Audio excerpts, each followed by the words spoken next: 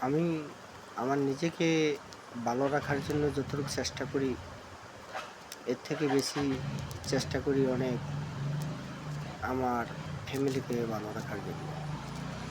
এর থেকে বেশি চেষ্টা করি আমার ভাই ব্রাদার ভালো রাখার জন্য। এর থেকে বেশি চেষ্টা করি আমার ওয়াইফকে ভালো রাখার জন্য।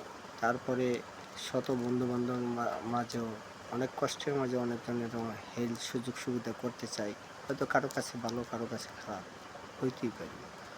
জানি না, অনেকজনেই দেখি ভালো কয়, আবার কে পিছন দিয়া খারাপও কইতে পারে। সেটা তার ব্যক্তিগত ব্যাপার। উপকার করতে না পারলেও ক্ষতি করার চেষ্টা কারো করি না। ঠিক আছে?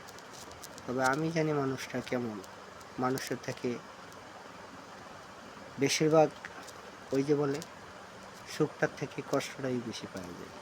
কখন জানি মানুষে আমার হাড় ভেঙে ফেলে, আমি নিজেও বুঝতে পারি না। ঠিক আছে? আসসালামু আলাইকুম।